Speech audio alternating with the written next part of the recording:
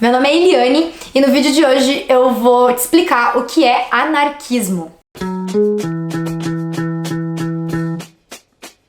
O anarquismo é uma estrutura de organização social que parte da ideia de que ou os indivíduos ou a organização social coletiva desses indivíduos deve gozar do máximo de liberdade possível, se opondo a qualquer tipo de autoridade, seja essa autoridade do Estado, né, autoridade política, seja uma autoridade religiosa, uma autoridade jurídica ou até mesmo uma autoridade econômica. No caso da autoridade econômica, a gente vai depois discutir um pouquinho as diferenças entre o liberalismo individualista e o liberalismo coletivista. Essa contrariedade a qualquer tipo de autoridade está inclusive no ideário do que a gente pensa sobre o anarquismo, por exemplo, com esse dizer super conhecido aqui, né, de enforcar o último rei com as tripas do último padre, né, tá tanto ali a contrariedade ao Estado, à estrutura política, quanto também à estrutura religiosa. A organização dessas pessoas, ela seria basicamente total liberdade e decisões autônomas para fazer todas as coisas, respeitando somente a natureza, o bom senso ou a vontade geral. A origem da palavra anarquia é grega,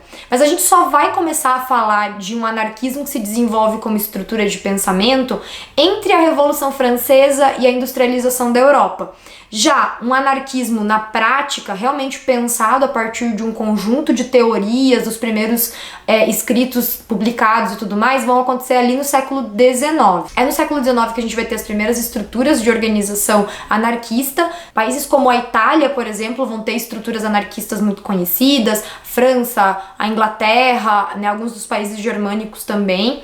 E a gente vai ter algumas das primeiras aplicações do anarquismo ainda no século XIX pela Europa. Curiosidade é que no Brasil a gente teve uma experiência anarquista que aconteceu no Paraná, inclusive no final do século XIX. Você pode clicar aqui para assistir o vídeo em que eu falo um pouquinho mais sobre isso. E também os kibbutzim, ou kibbutz, que eram organizações meio anarquistas, meio socialistas, né, basicamente fazendas coletivas formadas por judeus russos que fugiam dos pogroms na Rússia czarista, e então foram para a região em que hoje é o Estado de Israel, né, mas na época ainda era Palestina, e formaram os primeiros grupos ali de fazendinhas coletivas. Hoje em dia, esses kibbutzim, né, esse kibbutz, eles já são uma estrutura praticamente de uma empresa capitalista, organizada, inclusive com funcionários, que se aproxima muito mais na lógica das cooperativas agrícolas que a gente conhece aqui no Brasil do que com uma estrutura anarquista, embora a base seja,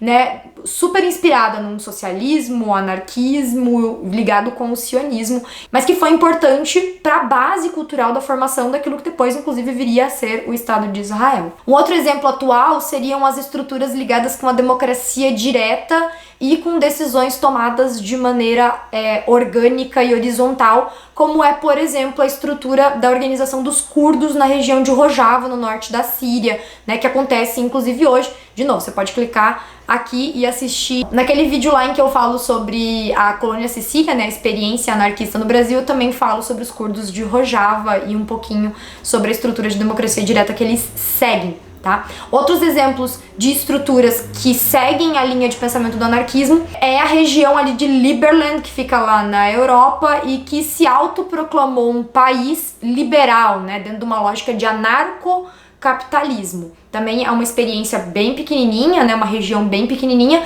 mas que também pode ser considerado uma lógica de anarquismo contemporâneo, assim como Rojava. Para ficar mais fácil a gente entender as subdivisões do anarquismo, a gente vai dividir ele em três partes. O anarquismo comunista, que é muito parecido com o comunismo, em um outro vídeo aí a gente fala sobre comunismo, mas basicamente no anarquismo comunista, as pessoas vivem todas de maneira comunitária, organizando aquilo que fica conhecido como comunas. Essas pessoas não têm chefes, elas não têm administradores, não tem polícia, não tem legislação, tudo é decidido pelas pessoas de maneira comunitária em grandes assembleias gerais. Todo mundo trabalha junto e todo mundo divide o resultado desse trabalho. Não entra aqui no mérito de dizer se funciona, se não funciona, não tem nenhuma discussão aqui de julgamento positivo ou negativo sobre isso, né? E simplesmente explicar qual que é a teoria do anarquismo comunista, né? No caso, então, do anarquismo comunista, ele se aproxima muito do comunismo com uma única diferença.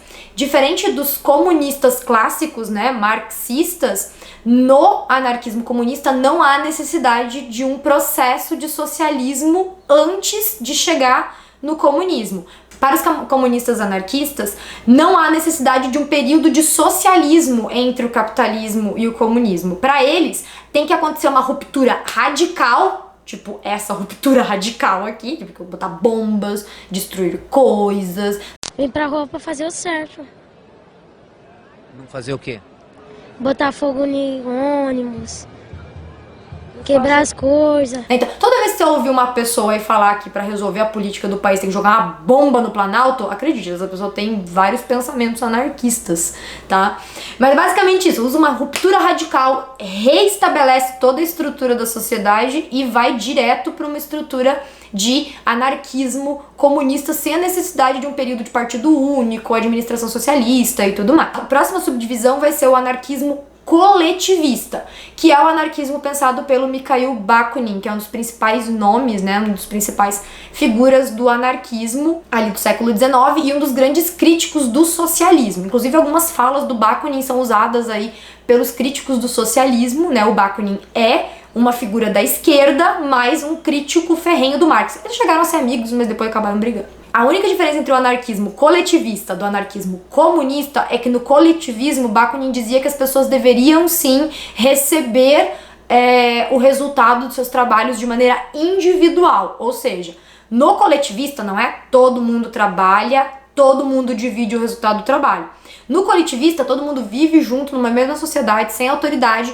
Porém, se você trabalha mais, você receberia um pouco mais. Se você tem uma posição diferente ali, você teria acesso a diferentes resultados. Por exemplo, ele vai dizer que se não for desse jeito, entra no caos, porque as pessoas naturalmente vão começar a desenvolver um senso de injustiça. E por último, então, o anarquismo individualista, que parte da ideia, né, dos pensadores Max Stirner e Murray Rothbard, né, que são os dois principais pensadores, que depois, inclusive, vão se o Murray vai se autodenominar anarcocapitalista, né, eles partem da ideia de que a propriedade privada não é uma estrutura de dominação, e sim um direito inalienável do indivíduo, né? Então, por isso que eu falei lá no começo que essa questão ali de o anarquismo ser contra qualquer tipo de dominação, inclusive econômica, é questionável.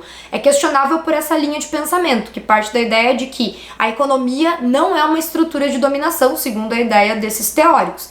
Ela é, sim, uma estrutura natural, e a propriedade privada também seria natural. E, portanto, no caso, não seria uma luta contra a dominação econômica, e sim uma vida de acordo com os princípios, né, do eu, né, da satisfação do eu, ou seja, a lógica do egoísmo. Segundo o Murray, cada egoísmo, ou seja, cada eu satisfeito, vai criar uma limitação para o outro eu satisfeito ali do lado. E é justamente todos esses egoísmos convivendo juntos que gera uma estrutura de equilíbrio para a sociedade, né? Porque eu vou até onde eu posso ir dentro dos limites daquilo que me satisfaz e dentro dos limites do que satisfaz o outro. Dessa forma, né, a sociedade evitaria o caos mesmo dentro de uma estrutura sem governo e sem organização de autoridades externas. É isso então, espero que tenha dado para entender um pouquinho do anarquismo, né? Não esquece aí de comentar, de curtir, de indicar para as pessoas que estão tentando entender esse conceito, e até o próximo vídeo.